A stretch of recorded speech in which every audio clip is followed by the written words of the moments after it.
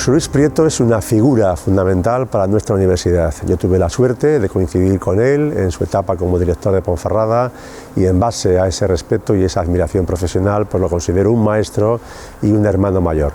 La aportación fundamental en la UNED es los campus territoriales, que significan una organización optimizada de los recursos y sin los cuales hoy en día sería impensable el funcionamiento de nuestra universidad. José Luis era un visionario.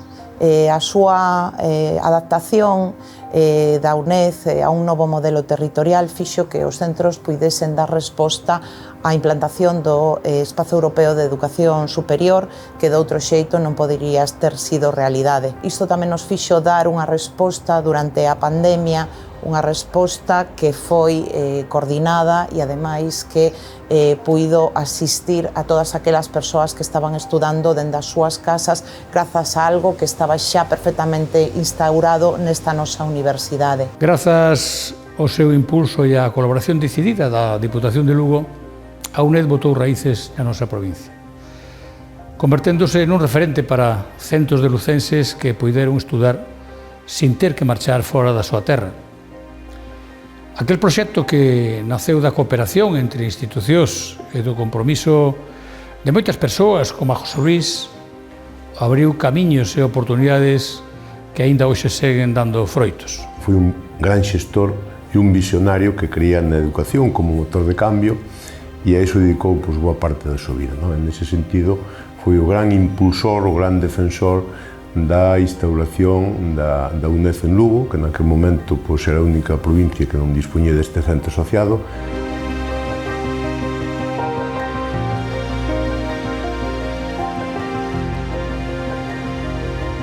Hoxe estamos aquí para conmemorar, pero tamén para recordar.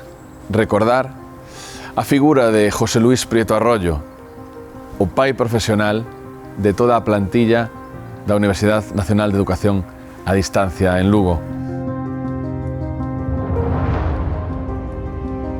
Por que o Salón de Actos? No proxecto inicial estaba deseñado para estar na primeira planta, pero José Luis empeñouse en que o seu lugar óptimo era no último andar deste edificio, con unhas vistas maravillosas ao río, e por iso creo que é de xustiza facerlle esta homenaxe, porque el foi o verdadeiro impulsor deste centro. Ademais, era alguén que poñía as persoas por enriba do traballo, por enriba de todo o demais, tiña un corazón inmenso. Pola inspiración que supuxo para moitas persoas, por moitos alumnos, para moitas alumnas que viron en el esa estela, ese facho que os orientaba a defender unha serie de valores que el propoñía de educación e ao final de xusticia social e de igualdade de oportunidades.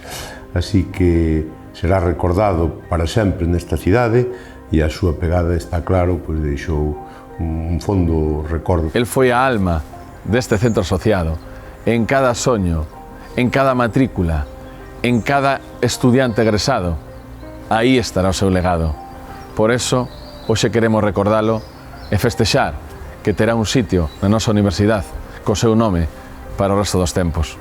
O noso máis sincero agradecemento e o noso cariño á súa familia, aos seus amigos, a todas as persoas que compartiron con el esa paixón pola educación e por Galicia.